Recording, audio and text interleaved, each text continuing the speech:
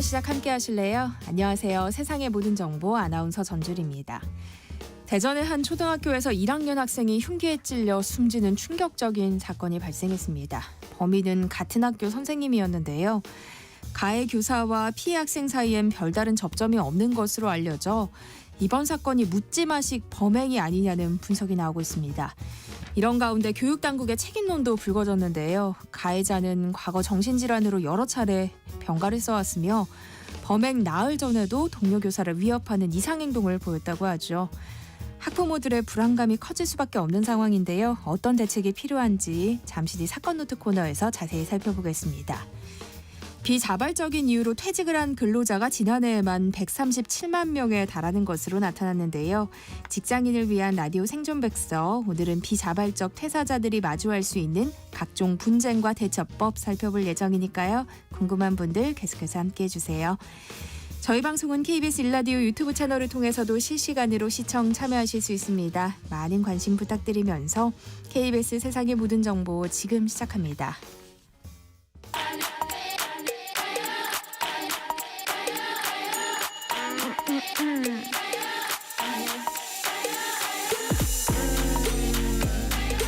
혹시 뉴스 빠뜨리셨나요? 한낮에 전해진 소식들 꼼꼼히 정리해드리겠습니다. 오늘의 뉴스 조현정 시사평론가와 함께합니다. 어서 오세요. 네, 안녕하세요. 네, 어제 있었던 윤석열 대통령 탄핵 심판 7차 변론에선 부정선거 의혹을 둘러싼 공방이 벌어졌는데요. 윤 대통령 측은 중국의 정치 공작 가능성을 주장하며 계엄의 정당성을 주장했어요. 네, 어제 예상대로 부정선거론이 제일 화두였고 윤석열 대통령도 그걸 꺼내 들었는데요. 특히나 이번에는 윤석열 대통령이 그 중국이 타국 정치에 개입하는 사례가 있다는 걸 알고 있느냐라고 그 증인대에 선 신원식 국가안보실장에게 직접 질문을 합니다. 네. 여기에 신원식 실장은 즉답은 피했어요. 직접적인 답변은 내놓지 않으면서 예를 들어서 보도는 본 적이 있다. 내지는 가정을 전제로는 답변하지 않겠다. 이렇게 얘기를 했고요. 그런데 여기서 좀 우려되는 거는 그 자신이 주장하는 윤 대통령이 주장하는 부정선거론을 뒷받침하기 위해서 어떤 타국 제3국 하나의 국가를 언급한 것이 적절한 것인지 이 부분이 우려가 됐는데 아니나 다를까 주한 중국 대사가 즉각적으로 반응했습니다. 한국의 내정 문제를 중국과 무리하게 연계시키는 것을 반대한다라고 첫 입장을 냈고요. 또 중국 관영 매체 글로벌타임스 여기 중국 당국 입장을 대변하는 곳인데 중국의 선거 개입설은 한국 극우 보수가 조작한 정치적 술수이자 웃음거리다 이렇게 굉장히 강하게 비판을 했어요. 급기야 중국 위협론이라는 거 지금 이렇게 떠오르는 것이 일본의 극우 세력 주장과 닮았더라라는 지적도 나왔는데요. 문희련 중국 정법대 교수는 MBC 라디오 인터뷰에서 지금 종북몰이가 힘을 잃고 있고 그런 배경에서 일본의 극우 세력과 굉장히 유사한 패턴으로 중국 위협론이 우리나라 극우 세력에서 나오고 있다. 이런 주장도 펼치고 있습니다. 중앙선거관리위원회 사무총장도 증언에 나섰다면서요. 네, 이 부정선거가 어제 최대 핵심이었다 보니까 그 주장과 관련해서는 백종욱 전 국정원 3차장, 김용빈 선관위 사무총장을 증인으로 불렀습니다.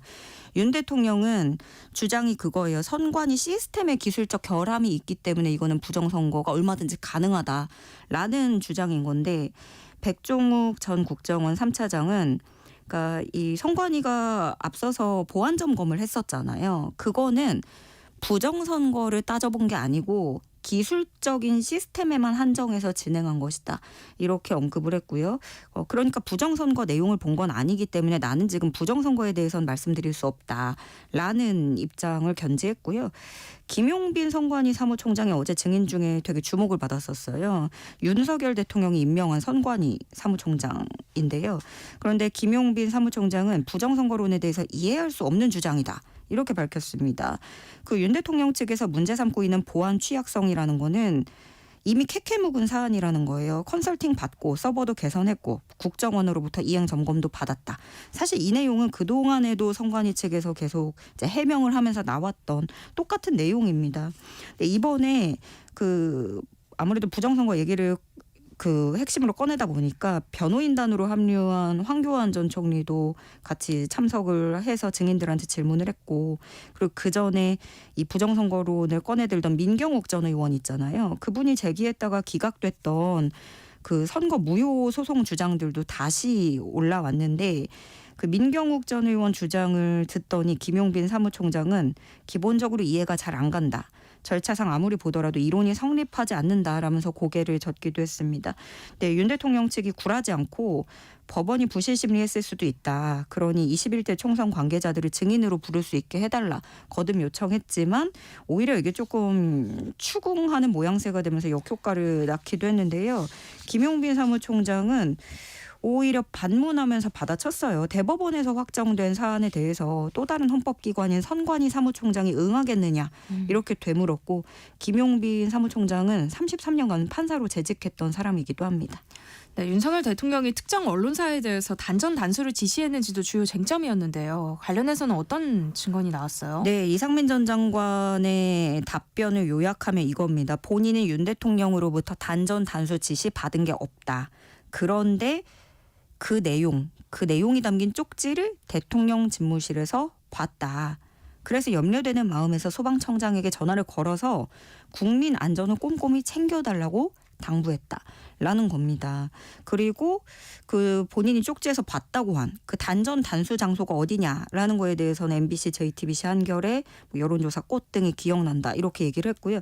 그럼 이거 얘기를 요약을 하면 대통령실에서 언론사 단전 단수하라고 했던 문건을 얼핏 봤고 대통령은 지시를 안 했고 근데 혼자 걱정이 돼서 소방청장에게 전화를 했는데 이제 국민 안전에 만전을 기하라고 얘기한 거다. 이렇게 된 건데요.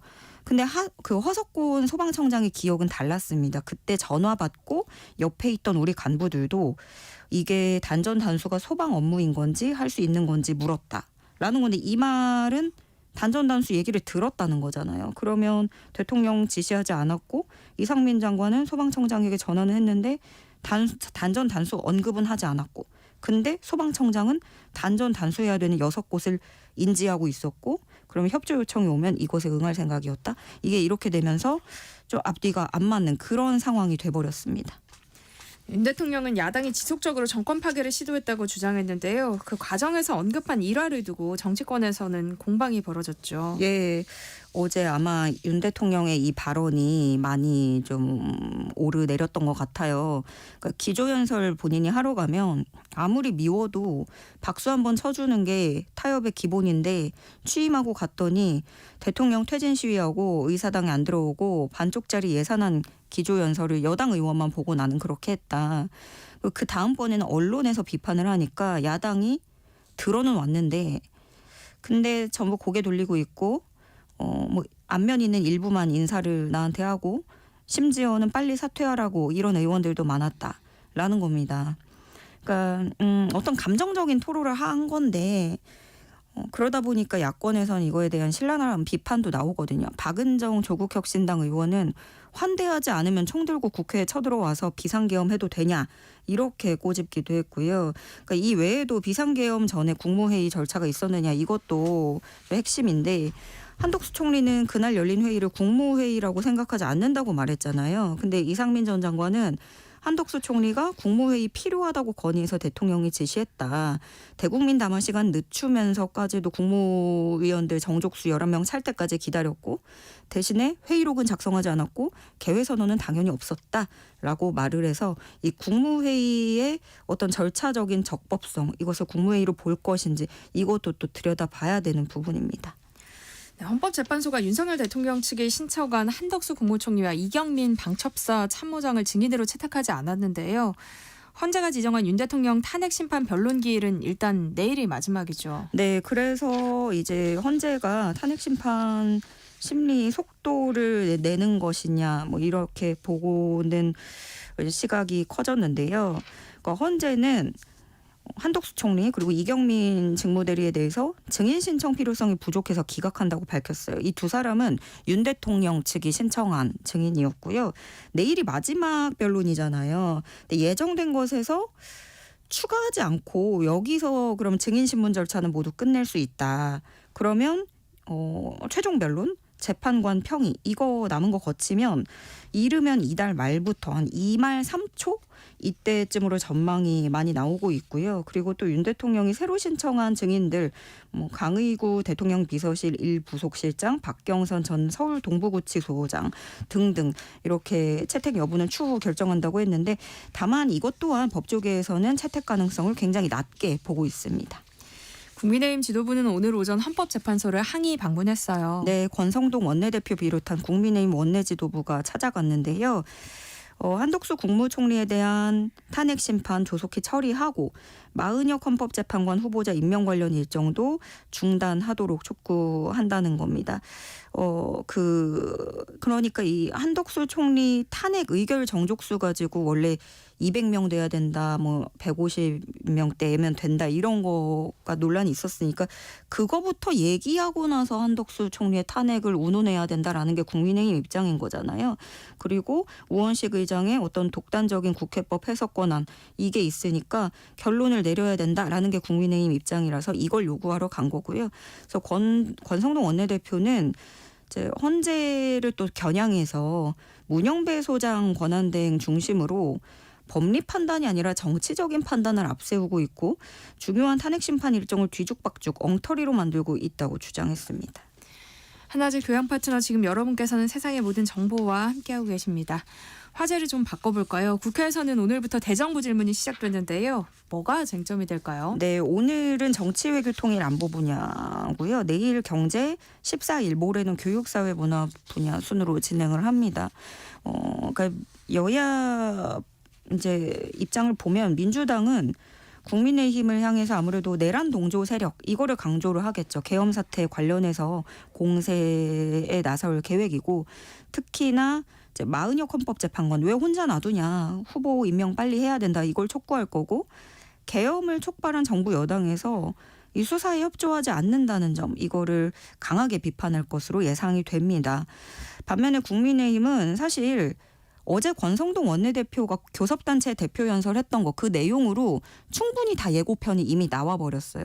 그거 그대로 갈 것 같아요. 그러니까 사실 여당으로서 어떤 쇄신과 반성의 메시지보다는 그런 야당 때문에 이렇게 됐다라는 내용으로 일갈했거든요. 그게 이제 대정부 질문에서도 쭉 나올 것이고 그러니까 국민의힘은 계엄 사태 원인이 민주당 이런 야당의 입법 독재에 있다고 주장을 하고 특히 또 이재명 대표의 행보를 정조준할 것으로 전망됩니다. 네, 이런 가운데 이른바 명태균 특검법이 야당 주도로 국회 법사위에 상정됐어요. 네, 민주당 포함한 야 6당이 명태균 특검법을 국회에 제출했습니다. 핵심은 윤석열 대통령 김건희 여사 명태균 씨 연루된 것으로 의심받는 정치인들을 수사 대상에 담는 것 이게 핵심이라고 할 수 있고요. 명태균 씨 증인으로 채택해서 법사위에서 긴급 현안 질의를 여는 방안도 검토 중이라고 합니다. 그리고 여기서 내용 보면 그 특검 후보자 명단을 대법원장이 대통령에게 추천하면 대통령이 이 중에 한 명을 임명하는 방식으로 짰고 대법원장은 판사, 검사, 변호사 등 15년 이상 재직한 사람을 특검 후보자로 추천해야 됩니다. 그러면 여기서 또 이제 명태균 씨 그 여론조사, 불법 허위 여론조사를 하고 여론조사를 무상으로 제공해서 그 대가로 공천 개입을 했다거나 이런 특혜, 이권을 받았다라는 의혹도 파헤칠 전망이고요. 그리고 또 그 정부와 지자체 주요 정책 결정 과정에서 명태균 씨가 회의에도 참석하고 그래서 민간인 신분으로 거기에 개입했다라는 의혹도 수사 대상에 넣었습니다. 네, 민생 법안을 처리하기 위한 여야 국정협의회는 좀처럼 속도를 내지 못하고 있어요. 예, 민생 법안부터 다뤄보자면서 여야가 실무협의 가지고 합의했던 게 여야정 국정협의회입니다. 원래 이거 12월에 하자고 했다가 비상계엄 사태 일어나고 나서 교착됐고 그러다가 2월에 이제는 해야지 다시 얘기가 나왔는데 또 표류하는 실정이에요. 그나마 추경 편성이라든가 이런 거에는 대체로 합의점을 찾아가는 것 같아서 좀 다행이라고 할 수 있는데 반도체 특별법 핵심인 52시간 근무제 예외 적용 그리고 특히나 연금 개혁 둘러싸고 신경전이 팽팽합니다. 그리고 다뤄야 할 핵심 안건에서도 이렇게 입장차가 있지만 실상 협의회를 어떻게 할지조차도 입장을 좁히지 못하고 있거든요. 여전히 국민의힘은 실무 단계에서 의제부터 합의해야 된다라는 입장이고 민주당은 이해할 수 없다라면서 즉각적으로 반발을 하고 있고 그러니까 이렇게 서로가 방해하고 있다라고 생각하는 상황이에요. 게다가 오늘부터 대정부 질문 들어가는데 그리고 명태균 특검법 오르면서 국정협의회가 아예 무산될 수 있다는 우려도 나오고 있습니다. 네. 다음 뉴스 살펴볼까요? 도널드 트럼프 미국 대통령이 이르면 오늘 상호 관세 조치를 발표할 것으로 보이는데요. 우리나라도 그 대상에 포함될지 관심이 쏠리고 있어요. 예, 이게 전문가들도 반반으로 보고 있더라고요. 왜냐하면은 상호 관세라는 거는 우리나라한테 부과하면 미국도 부과를 한다는 거예요. 그러면은 미국이 굳이 이거를 또 붙일 이유가 없다. 그런데도 트럼프는 사실 그런 거예요. 미국이랑 한국이랑 만약에 무역을 한다. 이렇게 두 국가로 예시를 들어보면 미국 우리는 한국 상대로 돈 못 버는 것 같은데 한국은 우리나라 상대로 이렇게 돈 많이 가져가? 그럼 우리는 적자 보니까 여기 관세 매겨야겠다 이거거든요. 그래서 실제로 우리나라가 지난해 미국 상대로 660억 달러, 96조 원 정도 흑자를 기록을 했어요. 네. 그러면은 이제 우리나라한테도 타겟이 될 수도 있고 특히나 우리나라보다도 더 타겟이 될 건 미국의 높은 관세를 부과하는 유럽연합이나 중국, 베트남 이게 더 먼저 겨냥이 될 수도 있고요. 또 그 캐나다, 멕시코 이런 나라에 대해서도 무역협정 관계없이 관세 부과를 얘기한 거기 때문에 우리나라도 얼마든지 포함될 가능성도 있다. 이렇게 점친 해석도 있습니다. 한 달 후인 다음 달 12일부터 우리나라도 트럼프발 관세 폭풍의 직접적인 영향권 안에 들어가게 되는데요. 우리 정부는 대미 협상단을 급파하기로 했어요. 예, 이게 철강 알루미늄의 25% 관세라는 거 이거 보편 관세니까 일률적으로 다 적용을 해서 우리나라도 예외가 없는 거잖아요. 그리고 관세 적용은 3월 12일부터입니다. 근데 그 한 달가량 남아있는데 네. 미국에서 뭐 어떤 준비 과정이 필요할 수도 있겠지만 사실은 트럼프 속내는 그때까지 내가 원하는 거 가져와 이런 거거든요. 근데 아주 예전에도 처음에 관세 얘기 나왔다가 협상을 하면서 철강 그러면 263만 톤 팔 때까지는 무관세야. 이렇게 그 조건을 붙여서 물량에 캡을 씌운 거죠. 결국에는 그러면은 이런 게 외교나 무역에서 협상력이 발휘돼야 되는 거기 때문에 우리도 발빠르게 대응을 해야 되겠고요. 정부는 그래서 잇따라 긴급회의를 열고 미국에 얼른 파견단을 보내서 협상을 시도한다는 거고 그렇다고 해서 또 우려하는 것보다는 어쩌면 타격이 그리 크지 않을 수도 있습니다. 왜냐하면 우리는 무관세였다가 25% 붙는 건데 25%였던 나라는 50% 되는 거기도 하고 그리고 또 물량의 캡을 해제해버리면 우리 더 많이 팔면 되는 거거든요. 그런 식으로 어떤 또 기회를 엿볼 수도 있다라고도 해석을 할 수 있겠습니다. 네. 지금까지 조현정 시사평론가와 함께했습니다. 고맙습니다. 네, 고맙습니다. KBS 1라디오 세상의 모든 정보와 함께하고 계신 지금 시각은 12시 38분입니다. 이 시각 교통정보 알아봅니다. 네, 먼저 경부고속도로 서울 쪽인데요. 서울요금소에서 양재까지 작업을 하고 있고요. 양재에서 반포까지 밀리고 있습니다. 반대 부산 방향으로는 신갈분기점에서 수원까지 막히고요. 상주 영천고속도로 상주 쪽으로 서군위에서는 1차로에 화물차가 고장나 있습니다. 서해안고속도로 서울 쪽입니다. 일직분기점에서 금천까지 막히고요. 반대 목포 쪽으로는 팔곡분기점에서 용담터널, 팔탄분기점에서 화성휴게소까지 밀리고 있습니다. 영동고속도로 강릉 쪽인데요. 동군포에서 부곡까지 정체고요. 중부 내륙고속도로 양평 쪽으로 현풍분기점에서는 3차로에 승용차 사고 있습니다. 미리 다른 차로 변경이 필요하겠습니다. 평택 제천고속도로 제천 방향인데요. 금광 2터널 부근에서는 대형 화물차 고장나 있으니까요. 터널 진입 전에 미리 차간거리 유지하시기 바랍니다. KBS 교통정보센터에서 정현정입니다.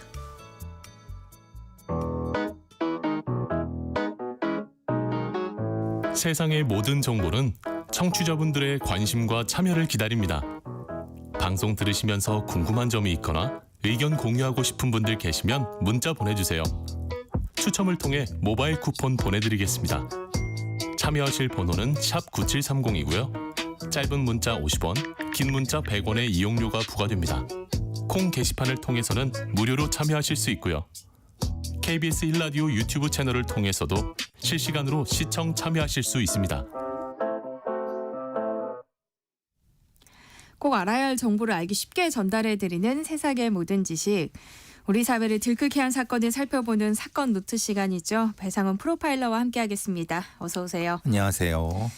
네, 이 사건 접하고 울분을 토하시는 분들이 참 많아요. 교내에서 교사가 초등학생을 흉기로 살해하는 아주 끔찍한 사건이 발생했어요. 참으로 안타까운 일입니다. 대전의 한 초등학교에서 발생한 건데요. 10일 날 오후 4시 반에서 5시 사이라고 추정이 됩니다. 가해자는 40대 여교사고 피해자는 8살짜리 1학년 여자아이입니다. 김양이라고 하죠. 2층 시청각실에서 범행이 벌어졌고요. 범행 후에 교사는 자해를 했다고 하고 체포가 됐고요. 실제로 이 아이를 찾기 위해서 1시간 정도가 걸렸기 때문에 그것도 사실은 좀 논란이 되고 있습니다. 이게 처음에는 보도가 피해 학생을 먼저 발견한 게 경찰이라고 했다가 또 다음에 보니까 또 할머니였다는 얘기도 나오고 하더라고요. 그러면은 그 가해자인 교사와 피해 학생이 그때도 같이 있었던 건가요? 그러니까 4시 40분에 돌봄 교실이 끝나고요. 네. 돌봄 교실에서 그러니까 거기서 있었는데 바로 이제 학원을 가는 차를 타야 되는데 이 아이는 조금 이제 다른 아이들보다 제일 마지막에까지 나가는 아이였었나 봐요. 네. 아니면 여러 가지 사정이 있으니까. 근데 그래서 이제 혼자 남아 있었던 거죠. 그 시간에 나가는데 바로 그 앞이 시청각실이라고 합니다. 그러니까 네. 그 범인이 숨어 있던. 그래서 이 피해자를 거기로 유인을 했고요. 거기서 이제 범행이 벌어졌는데 뭔가 이제 연락이 안 되니까 아버지가 이 보호 앱을 켜갖고 들어보니까 좀 이상하니까 바로 이제 실종 신고를 했고, 그러니까 이게 순서가 조금 겹쳐 있습니다. 네. 그 과정에서 경찰은 위치 추적을 했는데 여기서 문제가 되는 거는 경찰은 위치 추적의 위치가 학교 바깥으로 나왔는 거예요. 그러니까 아파트 쪽을 나온 거예요. 네. 학교 바깥에. 근데 그게 좀 이상하다 싶었지만 어쨌든 거기를 이제 수색하고 있었고 할머니와 아버지와 가족들과 교직원들은 학교 안을 수색하고 있었는데 사실은 바로 앞에 있었던 거를 간과한 거죠.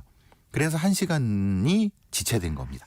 그래서 논란이 되는 것은 범인과 피해자가 같이 있었고 조금만 더 일찍 발견했으면은 살릴 수 있지 않았을까라는 아쉬움도 있지만은 그건 수사를 해봐야 아는 사항입니다. 네. 근데 이 교사가 피해 학생의 담임도 아니었던 거죠. 그러니까 평소에 뭔가 관계가 있었던 게 아니죠. 전혀 아닙니다. 말하자면 이 해당 교사는 1학년 교사는 교과목이 없으니까, 그리고 이 사람은 그러니까 교과목 교사이기 때문에 1학년하고 관련 없습니다. 그러니까 전혀 관련이 없는데도 실제로는 이렇게 범행이 이루어져 갖고, 그러니까 어떻게 보면은 일종의 그 대상이 이 김양이 아니라 누구든지 범행의 대상이 되지 않았을까라는 이제 네. 추정도 가능하고요. 이 교사는 이전에도 사실은 휴직과 복직을 반복했나 봅니다. 네. 몇 년 동안 일종의 우울증 얘기로 나오고 있지만은 네. 우울증에 방점을 찍을 것까지는 없습니다. 그런데 우울증이 기화로 정신적으로 상당히 심각한 상태까지 간 건 맞습니다. 그리고 12월 9일 날 이 휴직을 했다가 20일 만에 복직을 하고 위험한 행동을 했고요. 우울증을 앓았다는 이야기를 보면서 사실 우울증 앓고 있는 분들이 많잖아요. 굉장히 화를 많이 내더라고요. 아니 우울증이 있다고 이런 범죄를 저지른 거 아니지 않습니까? 맞습니다. 예. 범행 동기에 대해서는 조사해서 나온 게 있나요? 그러니까 우울증은 그냥 이분이 초기에 가지고 있었던 거고요. 아마도 악화가 돼서 다른 쪽으로 전이가 됐을 수도 있고 그런 것 같습니다. 네. 우울증 환자분들이 거의 한 10만이 넘고 그렇기 때문에 실제로는 우울증에 방점을 찍을 필요는 다시 말씀드리면 필요는 없고 네. 근데 이제 그것이 관리가 안 됐을 경우 상당히 위험으로 넘어갈 수 있다. 그러니까 지금 우울증을 앓고 계신 분들은 관리가 잘 되고 있고 치료가 잘 되는 분들은 전혀 걱정하실 필요가 없습니다. 아주 일부에 이렇게 관리가 안 된 분이 결국은 이 범행을 했기 때문에 그런 부분인 거고요. 동기는 본인이 그런 얘기를 합니다. 본인이 휴직과 복직을 반복을 했고 그 과정에서 그 며칠 전에 폭력적인 상황, 예를 들면은 갑자기 컴퓨터를 부순다든가 또 갑자기 자기한테 따뜻한 말을 해주는 사람한테 말하자면 공격적으로 팔을 비튼다든가 네. 그 과정에서 뭔가 자신을 짜증나게 했던 요인이라고 생각한 것 같습니다. 이게 교장이든 아니면 누군가가 그랬었나 봅니다. 그게 반복됐었나 봅니다. 그게 동기라고 하고 그래서 누구든지 누구 하나를 어떻게 해야겠다라고 한 게 하필 그 김양이었다고 본인이 얘기하고 있습니다. 그러니까 이번 사건은 충분히 예방할 수도 있었던 것 같아요. 왜냐하면 동료 교사 얘기만 들어봐도 해당 교사가 좀 끔찍한 범행을 저지를 기미가 있었다고 하거든요. 그렇죠. 그러니까 이런 문제 행동도 있었는데 어떻게 복직을 하고 교사로 근무를 해왔을까요? 이거는 진짜 내부 시스템에 문제가 있는 거 아닌가요? 그렇죠. 교육공무법 44조에 직권으로 휴직을 시킬 수 있는 조항이 있습니다만은 그렇게 하기 위해서는 질환교원심의위원회가 개최가 돼야 됩니다. 근데 문제는 그 위원회가 대전교육청관에서 5년 동안 한 번도 개최가 안 됐다고 하고요. 17개 시도교육청에서 실제로 이런 위원회가 있는 데가 5개밖에 없고. 네. 그러니까 이런 형태의 상당히 위험하고 심각한 상태에 있는 어떤 교사를 강제로 어떻게 조치할 방법이 없는 거예요. 그러니까 가족이나 당사자를 설득해서 청원 휴가를 내게 해서 뭐 이렇게 휴직 상태로 하는 게 최선이었던 거예요. 여태까지. 그게 그러다가 주시다 보니까 나 괜찮아졌는데 복직 진단서. 그러면 복직 안 시킬 방법이 없대요. 또 하다 보면 다시 위험하니까 휴직하세요. 휴직. 또 복직. 이게 몇 번 반복된 거예요. 그러니까 그러면 악화가 되겠죠. 그게 마지막 휴직이 12월 9일. 네. 복직. 그러니까 위험도는 굉장히 높았겠죠. 당연히 갑자기인데 컴퓨터 부수고 교사를 때릴 정도면. 근데 그거를 왜 쉽게 복직이 됐는가? 그리고 그 교원 심의위원회가 왜 개최가 안 됐는가? 혹시 복지부동이냐? 방관한 것이 아니냐? 네. 교육청이나 교장이나 이 부분은 명확히 밝혀져야 되는 겁니다. 분명히 막을 수 있었죠. 네. 위험하니까. 정말 선생님이 책을 준다고 해서 해맑은 얼굴로 따라 들어갔을 그 피해 학생을 생각하면 정말 눈물이 납니다. 그렇죠. 그러니까 이런 사건이 다시는 일어나지 않도록 이제 시스템을 바꾸는 게 예. 제일 중요할 것 같아요. 근데 유가족들은 계획 범죄를 주장하고 있더라고요. 교수님은 어떻게 보세요? 일단은 그 CCTV에 나온 것처럼 흉기를 사러 갔고 아침에 장학사들이 와서 뭔가를 하면서 약간 그런 행동을 보이자 망상적인 상황 하에서 흉기를 구입을 해놨고 네. 그리고 여러 가지 상황에서 무엇인가를 준비한 건 맞다. 그런데 그러니까 계획범죄는 맞는 것 같은데 그 다음에 뭐 도주라든가 뭐 이런 것까지는 계획이 돼 있진 같지는 않고 그러니까 부분적 계획성은 존재하는 것 같고요. 그 아버지가 부친께서 이제 그 들었다고 하는 앱소의 여러 가지 소리로 봐서는 네. 분명히 요소가 보이는 것 같습니다. 그리고 그 김양이 혼자 있다는 것은 유심히 보면 알 수 있으니까 네. 그래서 아마 계획성을 계속 주장하시는 것 같습니다. 뭐 수사가 더 이뤄져야겠습니다만 이제 가해자가 우울증 등 심신 미약 상태에서 저지른 우발적인 범죄다 이렇게 주장할 수도 있잖아요. 이런 경우는 혹시 또 감형되는 거 아닌가요? 과거에 안인득 사건이 그런 사례가 있습니다. 감형이 됐죠. 실제로는. 네. 그러니까 이 경우도 그럴까 봐 걱정을 많이 하시는 것 같습니다. 네. 그리고 실제로 이 진단서가 있고 상태가 있기 때문에 법관의 입장에서는 감형해 줄 수 있는 것 같습니다. 그러니까 아직 뭐 수사가 진행되고 여러 가지 상황이 돼야 되겠지만은 범행 자체는 명확하고 잔혹한 범죄인데 그 과정에서 형량 정할 때는 다른 판단이 될 수 있다. 실제로 안인득 사건도 그랬거든요. 그래서 조금 많은 분들이 우려하시는 것 같습니다.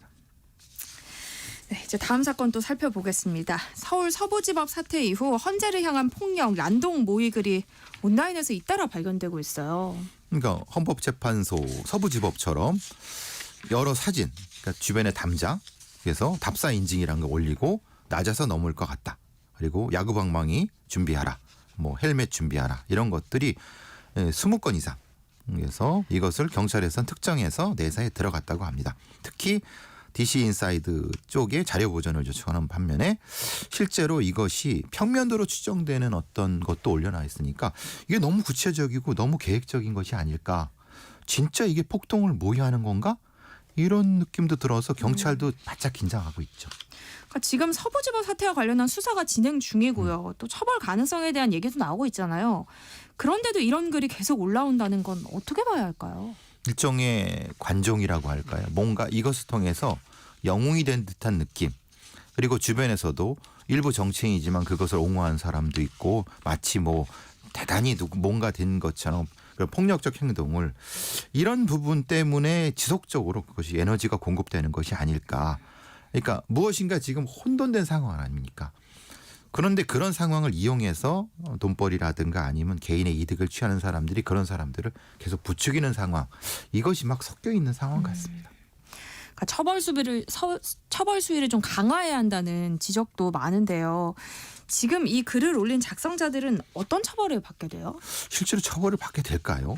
그러니까 네. 과거의 어떤 사례로 봐서는 실질적인 위협성 여부의 판단이 돼야 되는데 그게 조금 어떤 경우는 처벌이 된 경우도 있고 어떤 경우는 안 된 경우도 있어서 케이스 바이 케이스라 그래서 근데 이것은 한 번 올리고 또 다음 걸 올리고 다음 걸 올린 사람은 분명히 처벌이 되지만 한 번 올리고 말았으면은 우리나라의 지금 판례상으로는 처벌되기가 쉽지가 않습니다.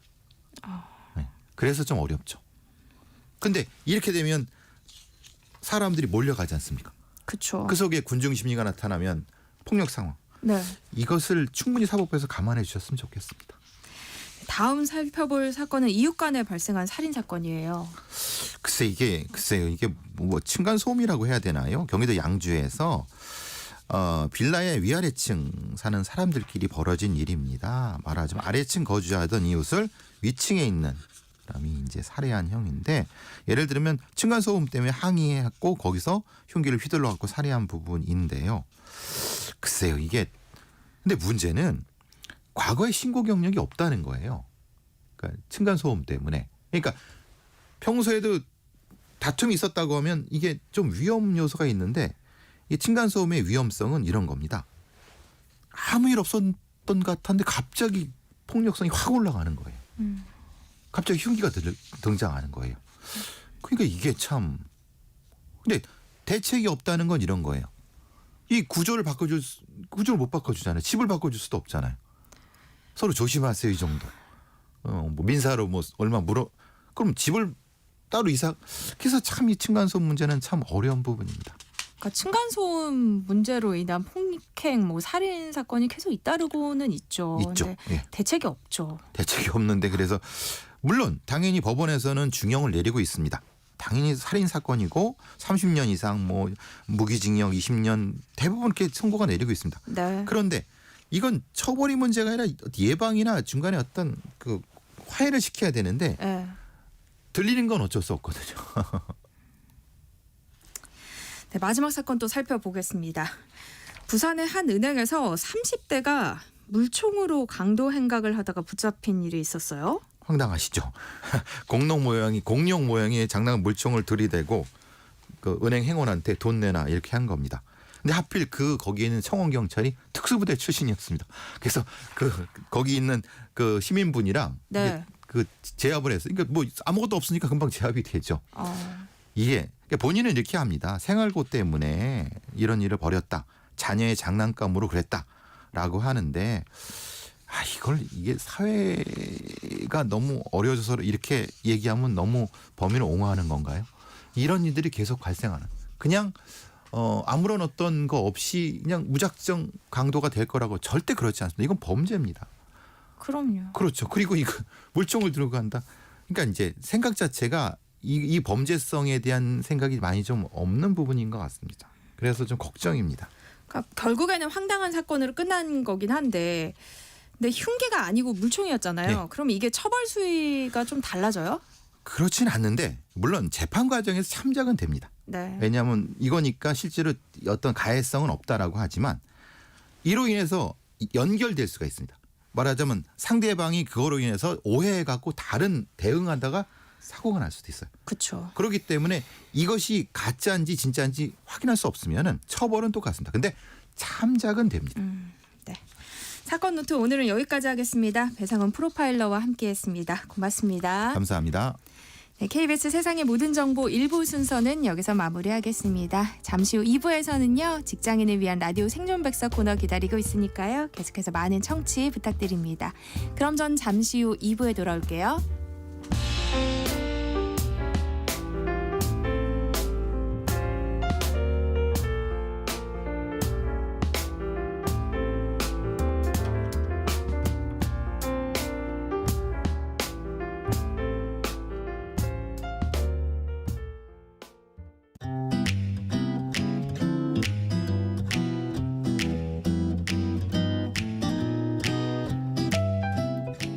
안녕하세요.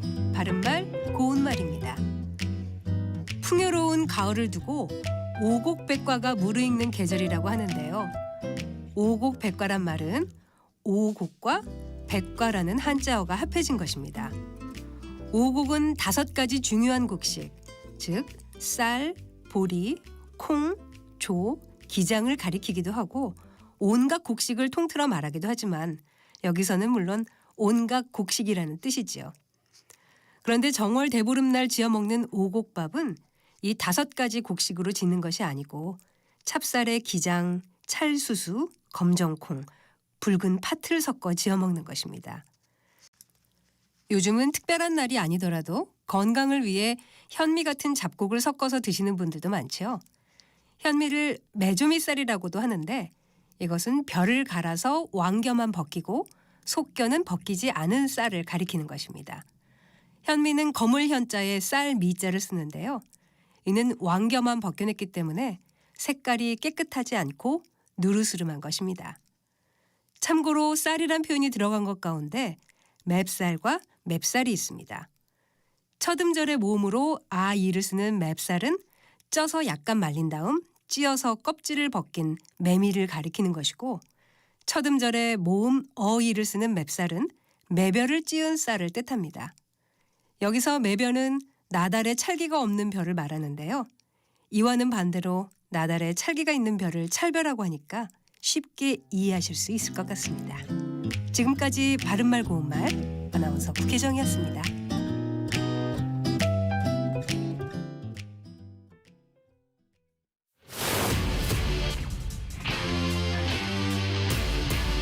토론에 정답은 없습니다.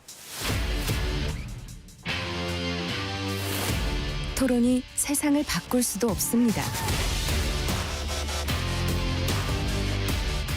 하지만 질문은 새로운 세상을 만들 수 있습니다. 질문으로 올바른 세상을 만드는 첫걸음. 평일 저녁 7시 20분 KBS 열린 토론.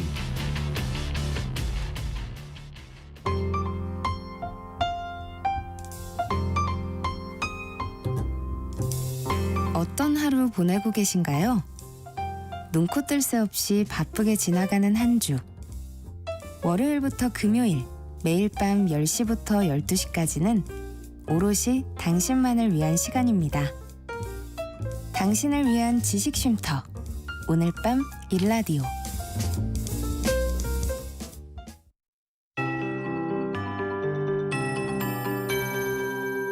KBS 58분 날씨. 현재 전국 곳곳에 눈이나 비가 내리고 있는데요. 눈구름이 약해지면서 내륙을 중심으로 내려졌던 대설주의보는 모두 해제가 됐습니다. 눈구름이 점차 동쪽으로 이동을 하고 있어서 서쪽 지역부터 차차 눈이나 비가 그치겠습니다. 앞으로 예상 적설은 강원 내륙과 산지가 3에서 8cm, 경기 북부와 충북, 경북 지역은 최고 5cm, 그 밖의 지역은 1cm 안팎이 되겠는데요. 기온이 올라서 눈이 비로 바뀌어 내리는 곳이 있고 예상 강수량은 5mm 안팎이 되겠습니다. 곳곳은 빙판과 도로 살얼음이 나타나고 있어 이동하실 때 주의하셔야겠습니다.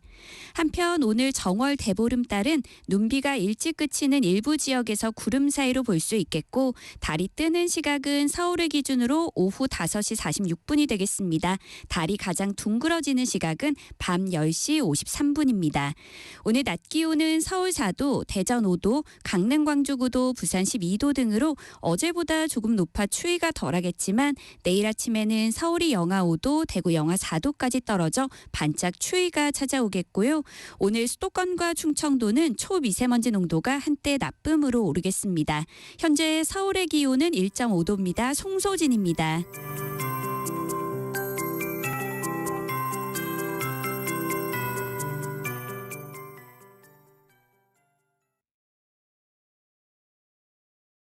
정성을 다하는 국민의 방송 KBS가 한시를 알려드립니다.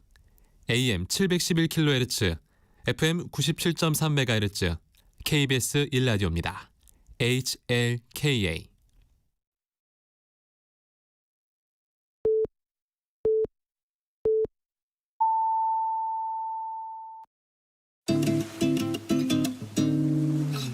나른한 오후를 책임질 영양 만점 지식 비타민. 세상의 모든 정보.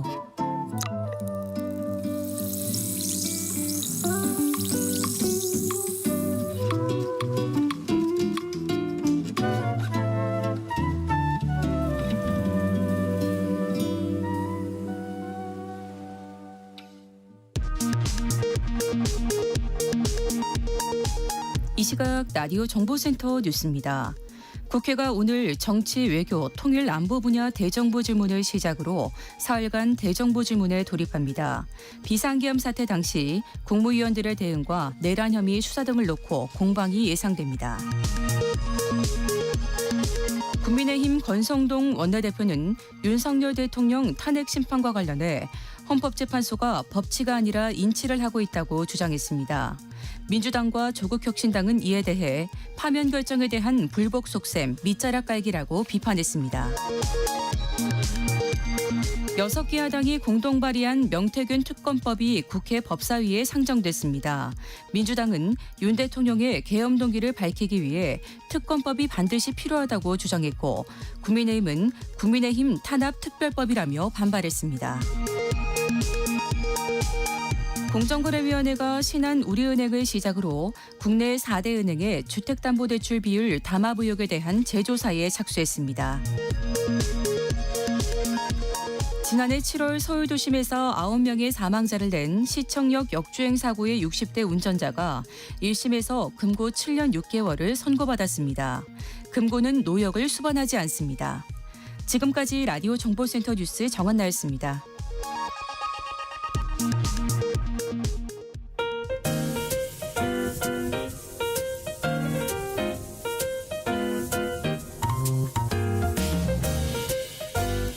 정신없이 바쁜 하루, 지금 우리 주변에서 벌어지고 있는 사건, 사고 소식들 한숨 돌리며 살펴보시죠. 하프타임 뉴스 임선우 뉴스캐스터와 함께합니다. 안녕하세요. 안녕하세요. 네, 지금 전국 대부분 지역에 눈과 비가 오고 있는데요. 날씨 소식부터 짚어볼까요? 네, 정월 대보름인 오늘 큰 추위는 없지만 아침부터 곳곳에서 눈과 비가 내리고 있습니다. 특히 서쪽 지역을 중심으로 강한 눈구름이 머물기도 하면서 시간당 1에서 3cm의 강한 눈이 집중되기도 했는데요. 현재는 눈이 비로 바뀌면서 대솔특보는 해제됐습니다.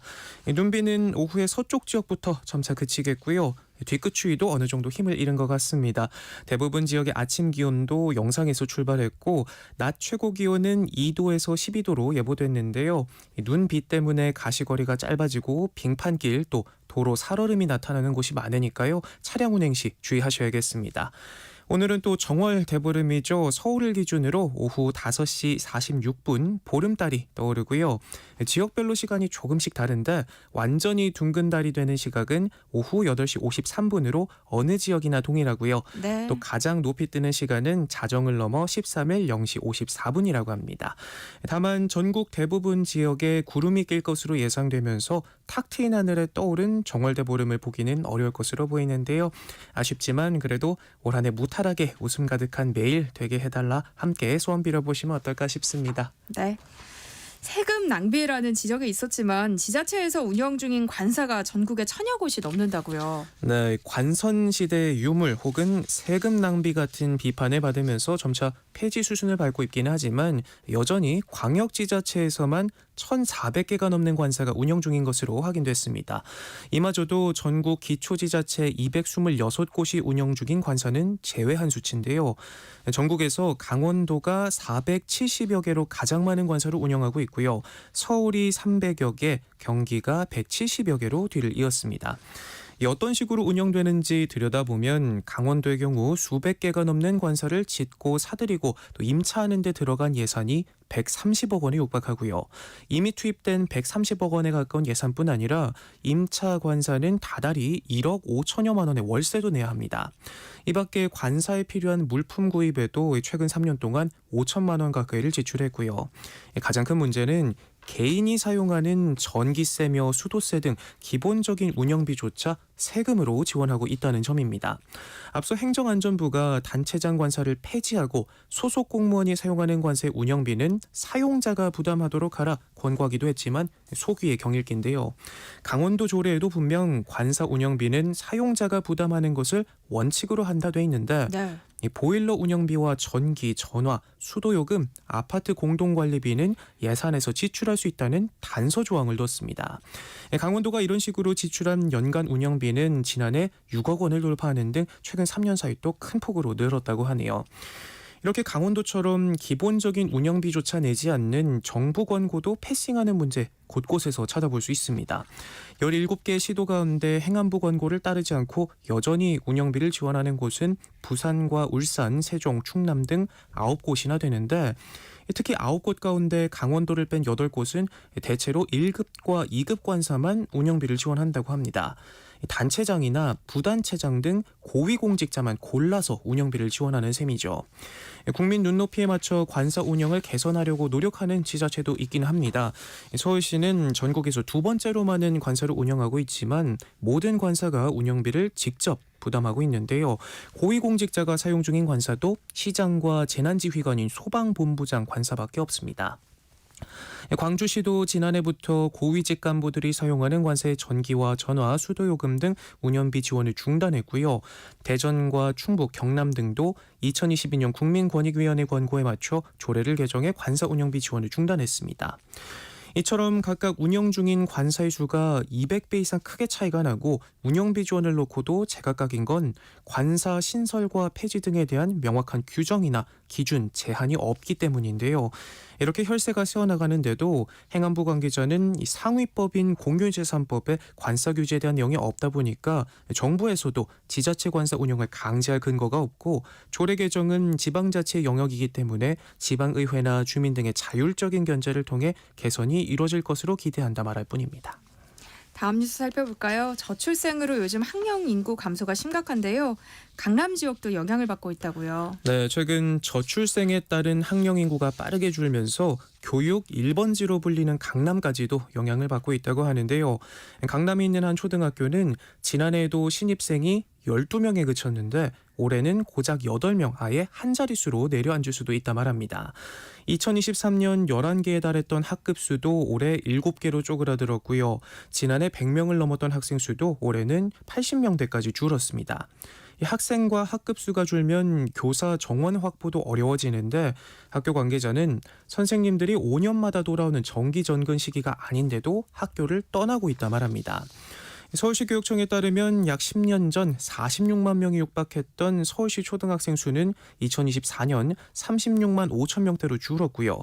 같은 기간 강남과 서초구 초등학교 57곳 중 30곳의 신입생이 100명을 채 넘기지 못했습니다. 이 때문에 서울 최초로 신입생 0명 학교가 나올지 모른다는 우려도 나오고 있고요. 교육부 통계를 보면 지난해 2월 기준 입학생이 한 명도 없는 학교는 전국에 157개였는데 올해는 170여 개로 늘어날 것이란 전망도 나옵니다. 네. 또 교실 안 풍경도 큰 변화가 생기고 있는데요. 아이들이 적다 보니까 같은 학년끼리 수업을 진행하는 것도 어려워서 2개 이상 학년을 모아 수업을 진행하기도 한다고 하네요. 이 때문에 고학년이 되면 전학을 택하는 아이들도 많다고 하는데 학생 수 감소가 교육의 질 저하로 이어지는 악순환을 우려하는 목소리도 나옵니다. 네, 이런 저출생 문제를 해결하기 위한 대책 중에 하나로 육아휴직 기간이 대폭 늘어나죠. 네, 맞벌이 부부라면 앞으로 둘이 합쳐 최대 3년까지 사용할 수 있게 되는데요. 오는 23일부터 현재 최대 1년까지 쓸 수 있는 육아휴직 기간이 1년 6개월로 연장됩니다. 연장된 기간의 육아휴직급여는 최대 160만 원이고 기존에 2차례로 쪼개 쓸 수 있었던 횟수도 3차례로 늘어나는데요. 부부가 3개월 이상 육아휴직을 쓰는 경우에 해당됩니다. 한부모 가정이나 자녀가 중증 장애 아동일 경우에는 이 조건을 만족하지 않더라도 1년 6개월까지 사용할 수 있고요. 육아기 근로시간 단축 대상 자녀 연령도 기존 8세에서 12세로 확대되고 육아휴직 미사용 기간은 2배 가산해 육아기 근로시간 단축에 쓸 수 있게 됩니다. 또 출산과 임신 관련 휴가도 늘어나는데요. 배우자 출산 휴가도 총 20일로 늘어나고 출산일 기준으로 120일 안에 3차례까지 쪼개서 쓸 수 있습니다. 미숙아로 태어나 신생아 중환자실에 입원한 경우 부모가 쓸 수 있는 휴가는 기존 90일에서 100일로 늘어나고요. 임신하고 11주가 지나기 전 유산이나 사산했을 때 현재 닷새 쉴 수 있는 것도 열흘로 늘어납니다. 이 밖에 난임 치료 휴가도 현재보다 4흘 더 늘어나서 총 엿새를 쉴 수 있게 된다고 하네요. 네, 그리고 저출생 원인을 이야기할 때 높아진 결혼 준비 비용에 대한 지적도 많았는데요. 국세청이 웨딩 업체에 대해서 대대적인 세무조사에 나섰어요. 네, 예비 부부들을 울리는 이른바 스드메 업체들뿐만 아니라요. 산후조리원 또 영어 유치원 등에 대한 고강도 세무조사에 착수했습니다. 결혼과 출산, 육아와 직결된 이들 업계는 현금 결제를 유도해 매출을 누락하는 수법으로 거액의 세금을 탈루하거나 불투명 계약도 가격 정보가 비대칭인 점을 이용해서 지나치게 높은 가격을 고수해 신혼부부들의 원성을 사왔죠. 조사 대상 업체 가운데 신고하지 않은 소득으로 100억 원대 부동산과 주식 매입 자금으로 쓴 곳도 있었고요.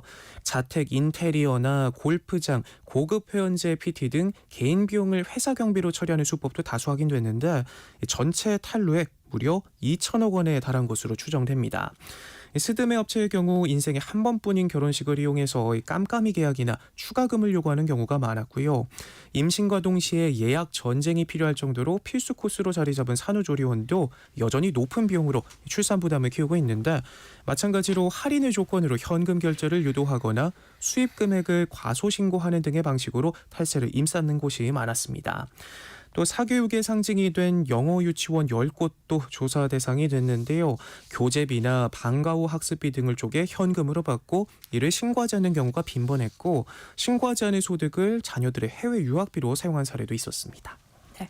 금값이 오르고 있다는 소식을 지난해부터 전해드린 것 같은데요. 트럼프 2기 행정부 출범 이후 더 크게 오르고 있어요. 네, 오죽하면 오늘이 가장 싸다는 발까지 나올 정도인데요. 트럼프 미국 대통령 취임 이후 관세 전쟁 등으로 연일 정책 불확실성이 커지자 글로벌 투자자들이 전통적 안전자산인 금에 몰리면서입니다. 국제 금 가격은 연일 오름세를 보이면서 이제 3,000달러 선 돌파도 눈앞에 두고 있는데요. 연초부터 파죽지세로 연중 최고가를 계속해서 다시 쓰고 있습니다. 최근 1년 새에 44%나 뛰어서 미국 대표 증시 지수인 S&P 500보다 배는 높은 수익률을 찍기도 했고요. 이렇게나 금 가격이 뛰는 이유는 경제 불확실성이 커지면서 안전자산으로 금이 주목받고 있기 때문입니다. 투자자들은 인플레이션과 지정학적 긴장 또 미국 연준의 금리 동결 등을 우려하고 있고요. 특히 최근에는 어디로 튈지 모르는 이 트럼프의 관세 정책이 최대 변수로 꼽히고 있습니다. 트럼프는 중국에 대한 보편 관세뿐만 아니라 철강을 시작으로 반도체, 의약품까지 사실상 전 세계를 상대로 추가 관세를 예고하면서 경제 불확실성을 전방위적으로 키우고 있고요.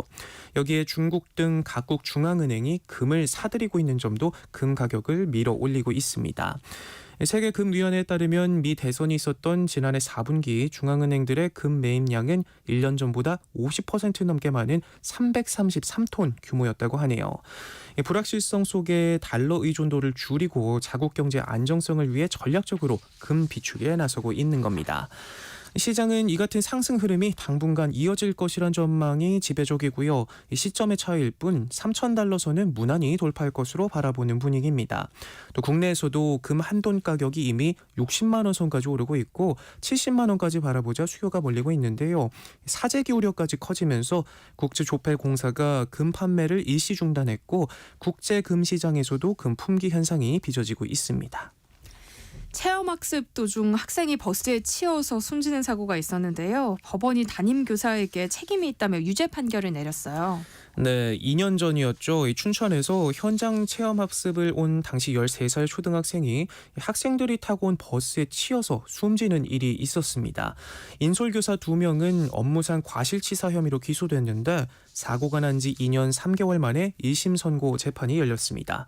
1심 재판부는 담임교사에게는 금고 6개월에 집행유예 2년, 인솔 보조교사에게는 무죄를 선고했는데요. 주의 의무 위반 과실이 있다고 본 겁니다. 재판부는 인솔교사가 학생들이 대여를 이탈하는지 자주 뒤돌아봐야 하는데 그렇지 않았다고 판결 이유를 설명했고요. 또 교사가 모든 과실을 버스기사에게 떠넘겨 결과적으로 학생 안전관리주의 의무 위반조차도 교권으로 보호받는다는 대중의 오해를 일으켰다고 지적했습니다. 재판부는 무죄를 선고한 보조교사에 대해선 학생 안전관리와 관련해 명확한 업무를 부여받지 않아 주의 의무가 있다고 보기 어렵다고 봤고요. 전방 좌우를 제대로 살피지 않아 학생을 숨지게 한 버스기사에게는 금고 2년의 실형을 선고했습니다. 금고 이상의 형이 확정되면 교사는 당연 퇴직 절차를 밟게 됩니다. 인솔교사들의 선처를 호소했던 교원단체들은 현장 체험이라는 예측 불가능한 상황에서 교사들에게 과도한 책임을 지우는 판결이다라고 우려했는데요. 교사의 주의 의무 위반 과실에 대한 치열한 법정 공방 끝에 유죄 선고가 내려지면서 현장 교사들의 반발이 커지고 있습니다. 네, 임선우 뉴스캐스터와 함께했습니다. 고맙습니다. 고맙습니다. 내일 점심 메뉴 추천. 귀로 듣는 푸짐한 지식 한 상 어떠세요? 세상의 모든 정보. 아나운서 전주리입니다.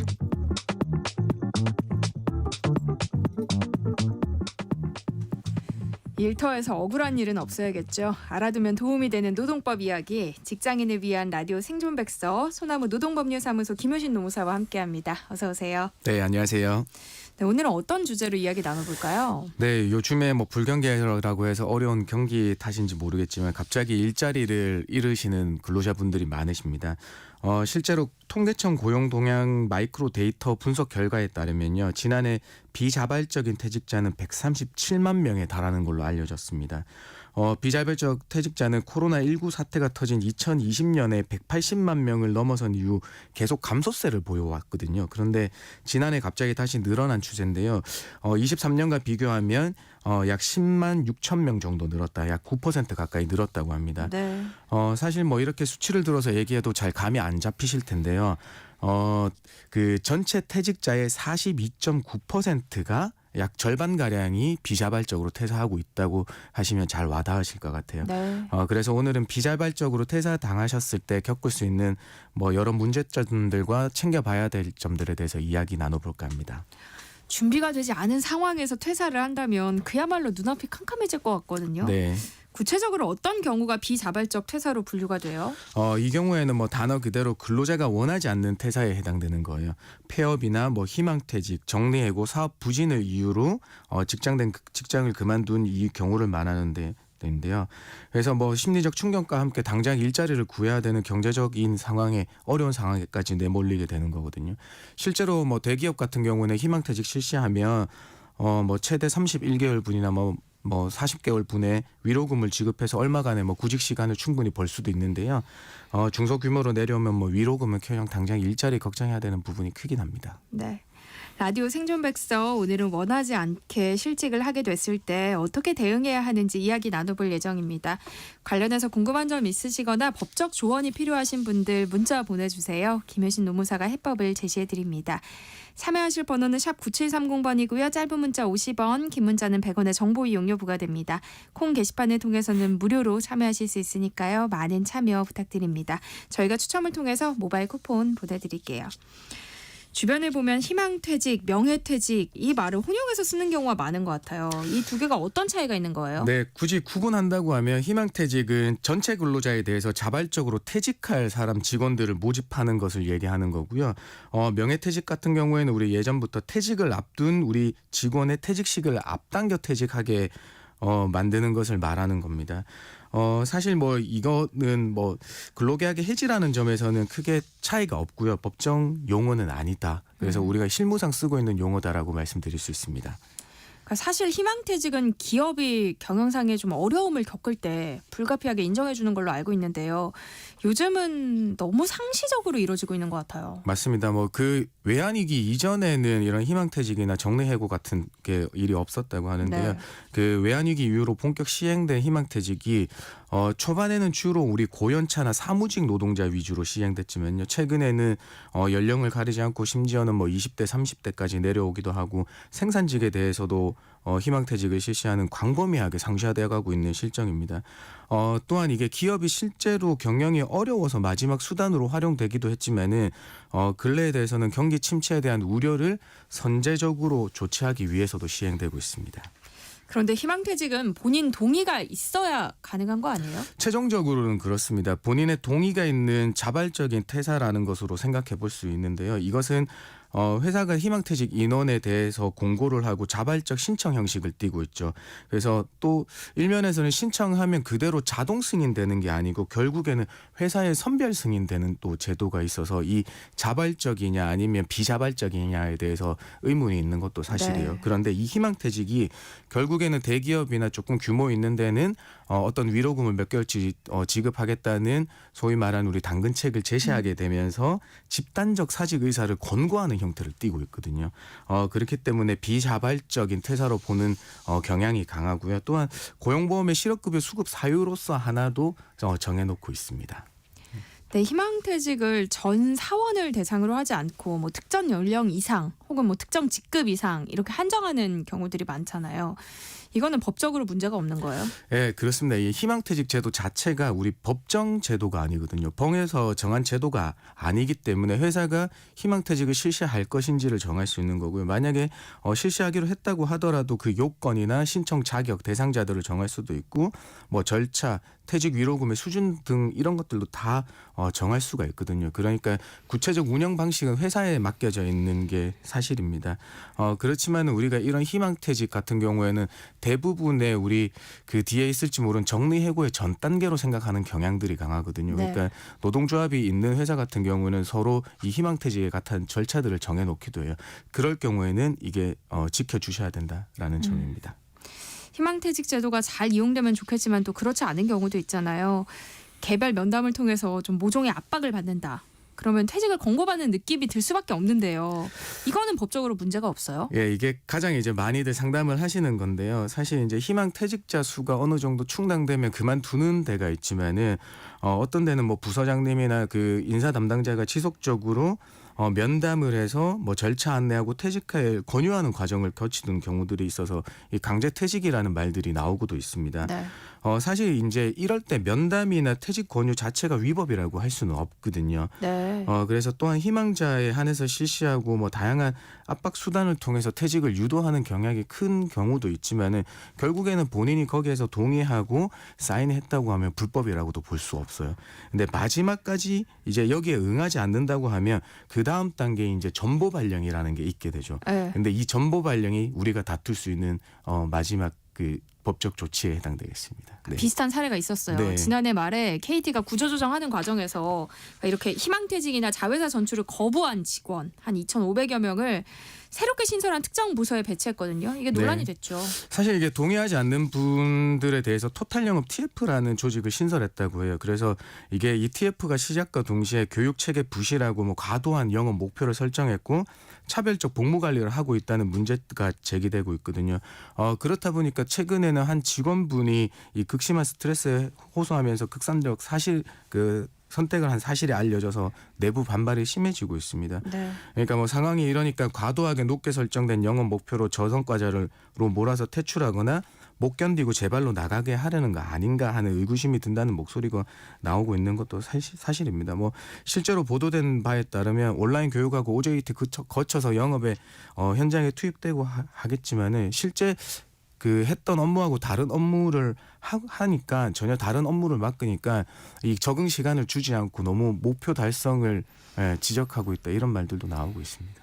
그러니까 희망퇴직을 거부했다는 이유로 부당한 일을 당한다면 어떻게 해야 할까요? 부당한 전보 발령은 구제받을 수 있는 거예요? 맞습니다. 이게 우리가 전보 발령에 있어서는 이 정당성을 업무상 필요성과 우리 근로자가 입게 되는 생활상 불이익을 비교해서 정당성 여부를 판단하고 있거든요. 그래서 앞서 말씀드린 우리 KT의 신설된 팀을 예로 들어서 말씀드리려면 물론 회사는 업무상 필요성이 있다고 얘기할 겁니다. 그런데 이게 형식적인 업무를 부여를 하는 바람에 이 실질이 아니고 직원 스스로 무슨 어떤 자괴감을 느끼게 하거나 성과 창출이 어려운 환경을 조성해서 낮은 평가를 내리는 방식으로 퇴직 프로그램을 운영된다고 하면 이 전보 발령의 업무상 필요성은 인정될 수 없거든요. 그런데 우리가 이제 대기업에서는 항상 회사에서는 사전에 지침까지 만들어 놓고 운영을 하는 측면들이 강해요. 그런데 이게 우리 직원분들이 여기에 대해서 업무상 필요성을 제대로 이렇게 부당하다는 걸 밝혀내기가 사실상 어려운 것도 맞습니다. 네. 권고사직이나 희망퇴직 같은 상황에 직면하게 된다면 그럼 어떻게 대처하는 게 가장 현명한 거예요? 이게 이제 권고사직이나 희망퇴직을 이 권유하게 발생하는 것들을 보면 뭐 대기업 같은 경우에는 이게 시간을 두고 일어나는 거지만 중소기업 같은 경우에는 거의 뭐 번갯불에 콩 꼬먹듯이 이틀 전에 얘기해 주거나 아니면 그 얘기해 줘서 이 권고사직에 사인을 하면 지금 어떤 위로금이나 이런 걸 주겠다고 하는 경우들이 많아요. 네. 그러니까 내가 충분히 생각해 볼 시간을 안 주고 있거든요. 그러니까 그 상황에서 한 발 물러나셔서 조금 더 생각해 보는 시간을 가지시길 원해요. 그다음에 또 어쨌든 희망퇴직이라는 본인의 동의는 결국에는 사직서라는 이 서면으로 이 확보를 할 수 있는 거거든요. 회사는. 그래서 사직서 제출은 맨 마지막에 하는 그걸 생각해 주셔야 되겠습니다. 네, 분위기에 휩쓸려서 희망퇴직 신청했다가 네. 좀 철회하고 싶어질 수도 있잖아요. 네. 그러니까 이렇게 번복할 수도 있는 거예요, 희망퇴직을? 맞습니다. 이게 되는 경우와 안 되는 경우가 있어요. 그 회사가 희망퇴직 신청을 번복하려고 인정하지 않는 경우 때문에 이제 법적 논란이 되는데요. 이때는 그 회사가 희망퇴직 신청을 해서 승낙의 의사 표시를 우리 직원한테 하기 전까지는 가능해요. 그러니까 회사가 우리가 승인됐습니다, 결제됐습니다를 통보해주기 전까지는 희망퇴직 신청에 철회를 할 수 있다라고 알고 계시면 되겠습니다. 언론 보도를 보면 회사마다 이 퇴직 위로금 규모가 천차만별이더라고요. 네. 혹시 일반 근로자가 퇴직 위로금을 얼마 달라 이렇게 협상할 수도 있는 거예요? 그 사실 이제 그 집단적 사직 권고를 하는 희망퇴직의 경우에는 어렵다고 봐야 돼요. 그런데 우리가 다들 말씀하시는 그 나를 선택해서 그러니까 소위 말하는 찍어서 나가게 하는 권고사직이라는 거에서는 네. 내가 그러면은 여기를 상황을 정해줄 테니까 이 퇴직 위로금 얼마를 달라고는 협상할 수 있을 것 같거든요. 그러니까 권고사직의 경우에는 할 수 있다. 근데 희망퇴직의 경우는 어렵다라고 말씀드리겠습니다. 거꾸로 만약에 내가 희망퇴직을 하고 싶은데 네. 회사가 받아주지 않는다면 이건 방법이 없어요? 그렇죠. 희망퇴직이 철저하게 사용자의 인사권에 맡겨져 있는 거거든요. 이게 법정 제도도 아니다 보니까 그 뭐 운영 방식이나 이런 걸 회사가 결정하다 보니까 그 상황은 내가 어떻게 할 수 있는 상황은 아닙니다. 근로자 입장에서는 권고사직이나 희망퇴직으로 이제 퇴사를 하게 됐다는 사실이 재취업하는 회사에 알려질까 걱정이 되기도 하는데요. 이건 비밀이 보장이 되나요? 그 원칙은 비밀 누설을 하지 못하도록 돼 있어요. 안 되게 돼 있어요. 왜냐하면 이게 뭐 4대보험 가입 내역을 통해서 전 직장에 명칭하고 뭐 입사 그 재직 기간 정도는 알 수 있는 거지만 그 입사하려는 회사가 이 사람의 뭐 4대 보험을 들여다볼 수 있거나 그렇지는 않거든요. 네. 그렇기 때문에 뭐 실업급여를 받으셨다고 했을 때도 이 회사가 어떤 개인 정보를 통해서 어떤 인터넷을 통해서 개인 정보를 알아볼 수 있는 방법이 없어요. 이 개인 정보에 해당되기 때문이죠. 그러니까 우리가 다들 많이는 회사가 어떤 4대 보험을 취득을 신고하고 어떤 온라인상에서 이 사람의 정보를 다 볼 수 있다고 생각하는데 그렇진 않습니다. 네. 우리에 대한 가입 정보만 볼 수 있어요. 그러니까 걱정 안 하셔도 돼요. 그런데 요즘에는 이직을 하면 네. 회사들이 거의 평판 조회를 하잖아요. 맞습니다. 그런 과정을 통해서 누설될 수 있지 않을까요? 그렇죠. 이제 거기에서 이제 희망퇴직을 응했다는 건 이제 누설될 수가 있는데요. 네. 근데 또 평판조회라는 게 이제 악의적인 답변을 하는 거에 대해서 이제 제재를 어떻게 할 수 있느냐에 대한 네. 그 문의가 많으세요. 근데 이럴 때는 사실의 왜곡 답변에 해서는 취업 방해를 금지하고 있는 그 취업 방해 금지를 하는 근로기준법 위반으로 볼 수도 있거든요. 네. 그러니까 물론 그거에 대해서 잘 파악하시기 어렵겠지만은 그거에 대해서 적발해낸다고 하면 그 법으로 위반으로 법 처벌을 할 수 있다라는 것입니다.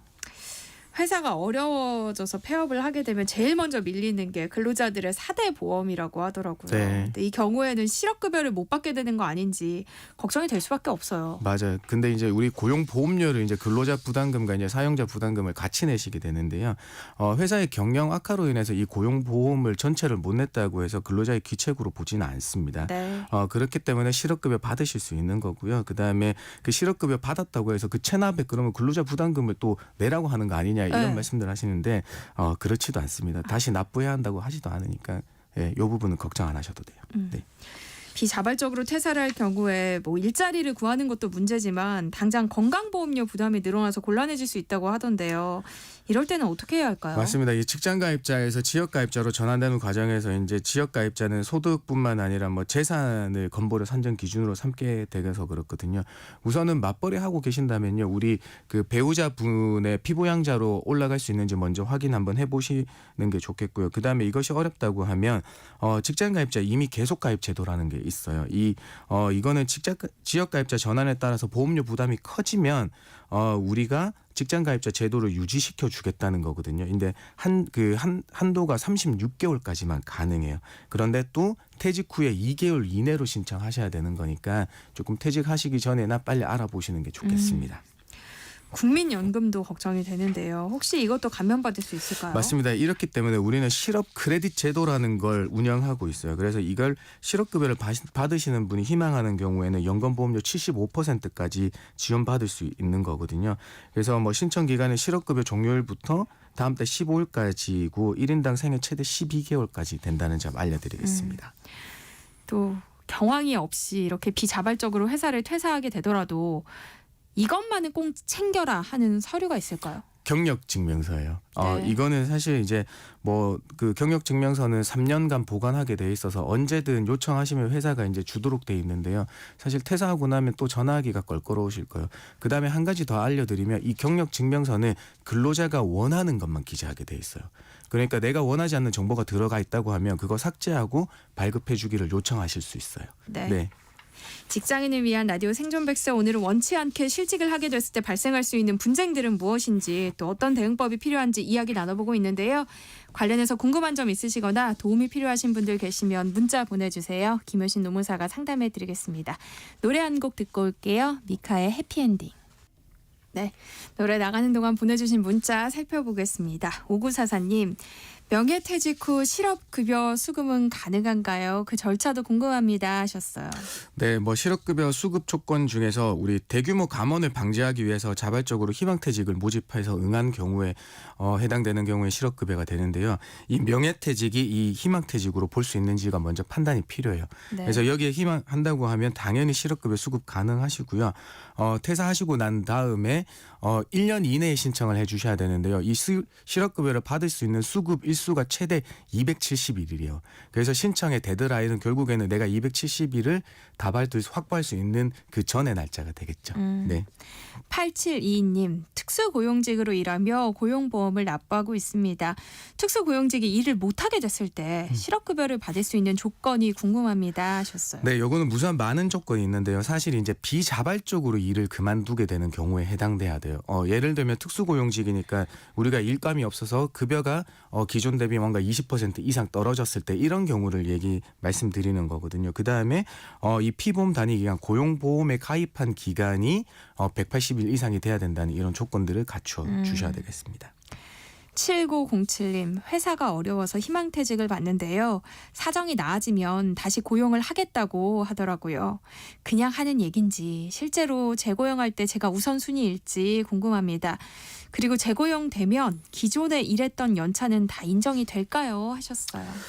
먼저 법에서 정하고 있는 거는요. 정리해고 시에 나중에 뭐 신규 취업자를 모집할 때 재고용 의무를 두고 있긴 해요. 근데 이것마저 강제 사항이 아니고 그냥 임의 사항이거든요. 네. 근데 희망퇴직 역시도 회사가 이제 어떻게 운영하는가에 따라서 다르겠지만은 재고용할 때 역시나 먼저 일했던 사람을 뽑는 게 좋겠죠. 그래서 이것도 강제 사항은 아니다라고 이제 말씀드리겠고, 재고용되면 사실 모든 게 다 리셋돼서 다시 근속이 산정되는 겁니다. 네. 그러니까 그만두고 다시 재입사기 때문에 재입사일로부터 연차나 퇴직금 모든 게 다시 재정산되겠습니다. 직장인을 위한 라디오 생존백서, 오늘은 여기까지 하겠습니다. 소나무 노동법률사무소 김효신 노무사와 함께했습니다. 고맙습니다. 네, 감사합니다.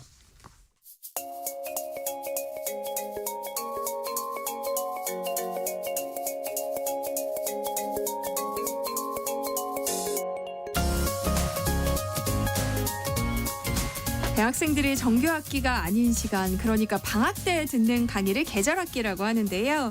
저희 프로그램에서도 오늘부터 계절 악기를 시작해 보려고 합니다. 아직 정규 편성이 되지 않은 파일럿 코너지만요. 청취자 여러분이 궁금해하실 만한 정보를 꽉 채워서 전달해 드릴 예정인데요. 태모전 계절 악기 첫 과목은 과학입니다. 인간의 모든 행동에는 이유가 있다고 하는데요. 우리를 행동 과학의 세계로 안내해 주실 서울신문 유용아 과학 전문 기자와 함께하겠습니다. 어서 오세요. 안녕하세요. 계절학기 과학 강사 유용화입니다. 네.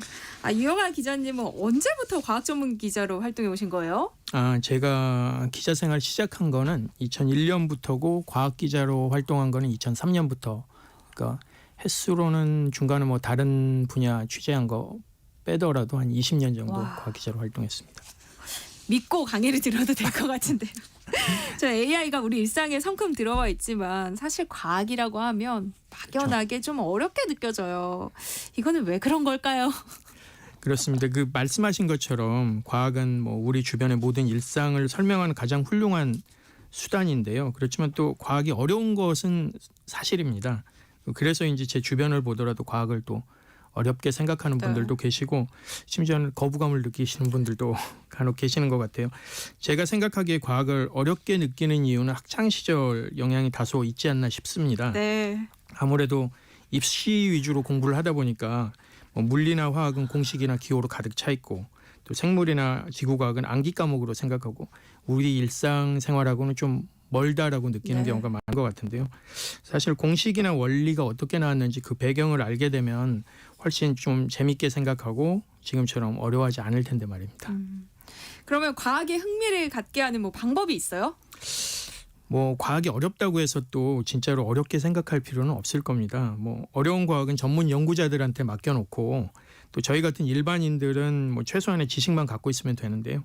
서점에 가면 요즘은 뭐 쉽고 재미있게 쓴 과학책들이 많습니다. 관심 있는 분야 책을 좀 하나 골라서 반복해서 읽으시면은 좀 도움이 되지 않을까 싶습니다. 그런데 과학책이 또 익숙하지 않으신 분은 유명하다고 해서 무조건 두꺼운 책을 고르는 건 좀 피해 주셨으면 좋겠고요. 네. 또 요즘 온라인에 보면 과학 커뮤니케이터들 많은데 그중에서 뭐 관심 있는 분야 골라서 한번 구독해 보시는 것도 과학에 관심을 갖고 재미있게 느끼는데 도움이 될 것 같습니다. 네. 그런 의미에서 오늘은 과학을 조금 더 친숙하게 느낄 만한 이야기를 준비해 오셨다고요. 네, 오늘은 우리 일상에서 빼놓을 수 없는 잠, 특히 그 숙면의 과학에 대해서 말씀드리려고 합니다. 요즘처럼 추운 날씨에는 진짜 이불 밖으로 나가기가 싫어요. 그래서 이불 속에 있는 시간이 정말 긴 계절인데요. 근데 오히려 이때 수면 장애를 겪는 사람들이 많다면서요? 네. 지난주 내내 올겨울 들어서 가장 추운 날씨를 보였잖아요. 많은 분들이 이불 속에 있는 시간이 긴 겨울에는 다른 계절보다 잠자는 시간이 길 거라고 생각합니다. 그렇지만 실제로는 다른 계절보다 수면 장애를 호소하는 사람들이 더 많아집니다. 가뜩이나 밤이 긴데 잠까지 제대로 못 자면은 밤은 더 길게 느껴지겠죠. 겨울철에 유독 잠을 못 드는 분들이 많은 이유가 뭐예요? 그 국민건강보험공단 자료에 따르면 국내 수면 장애 환자는 2019년에 약 100만 명에서 2023년에는 124만 명으로 늘었습니다. 매년 꾸준하게 늘고 있는 추세인데요. 수면 장애의 원인은 스트레스나 우울증 같은 정신적 요인도 있고요.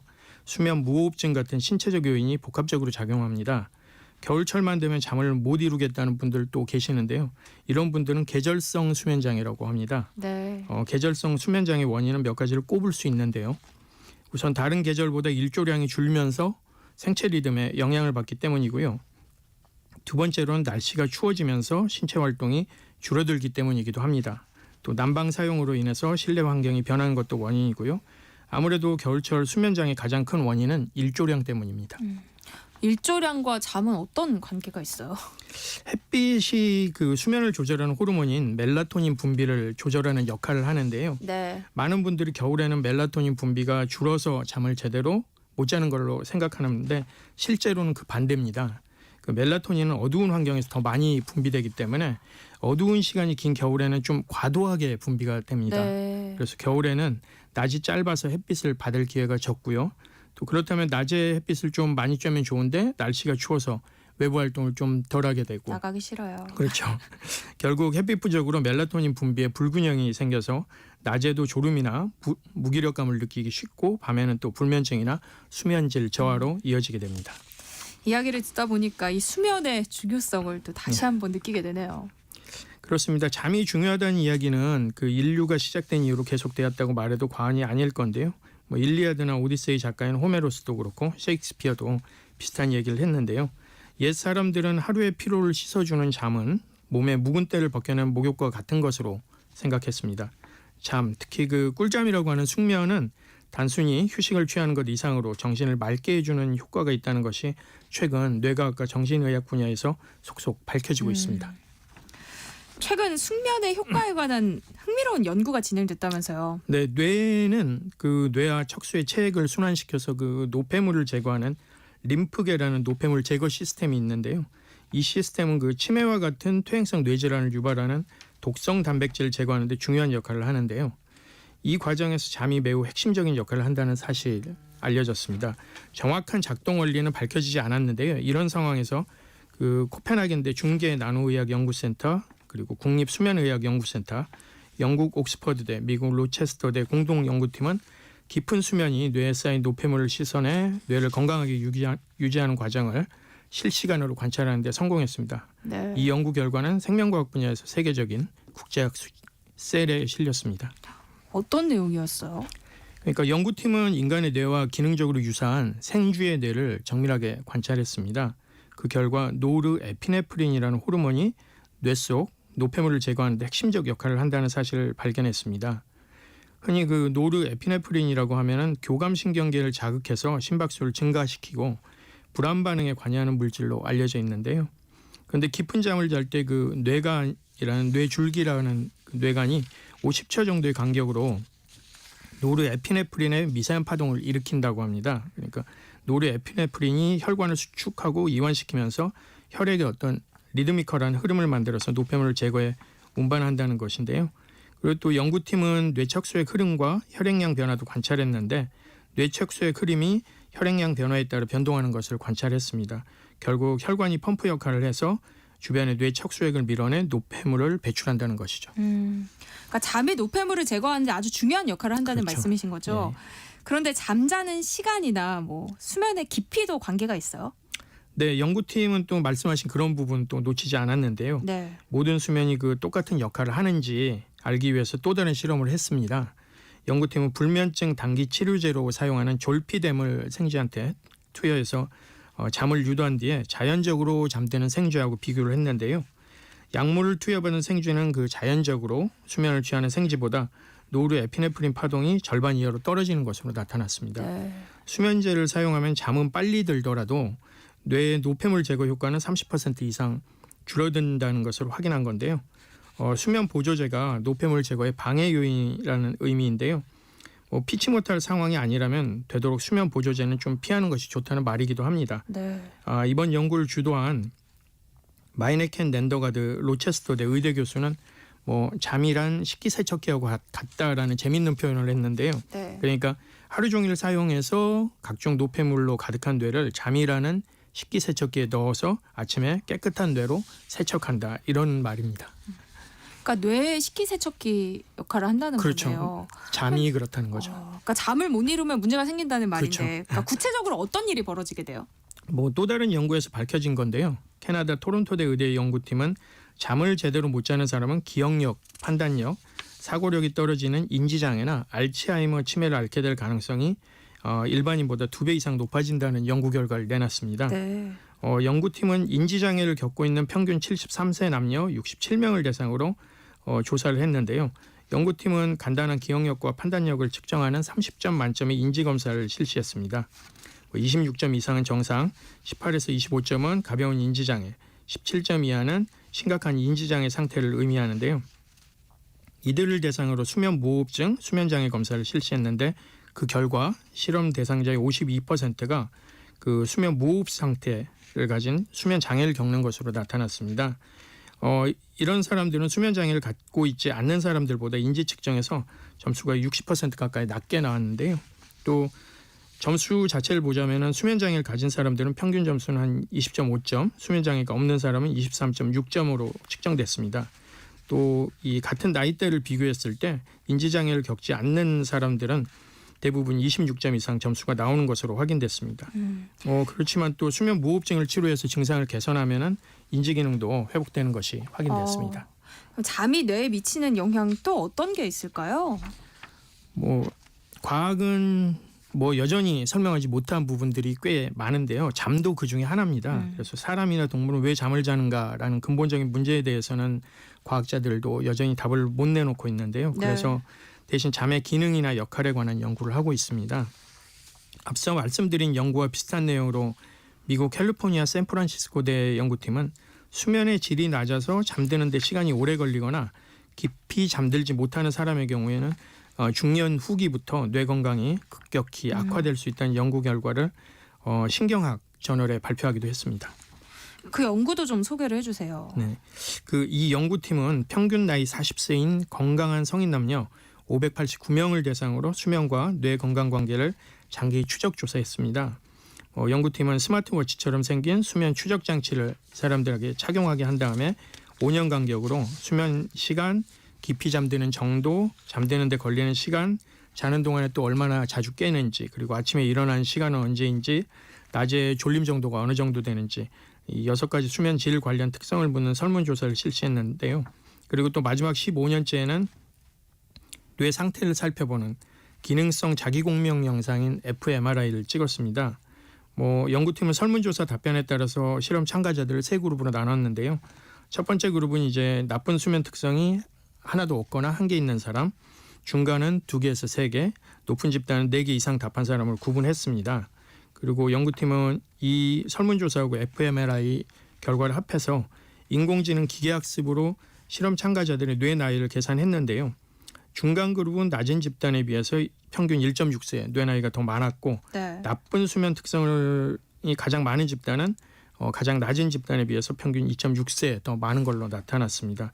그러니까 특히 밤에 잠들기 어렵고 깊이 잠들지 못하면서 이른 아침에 깨는 것이 다른 요인들보다 뇌 노화에 더 큰 영향을 미치는 걸로 나타났습니다.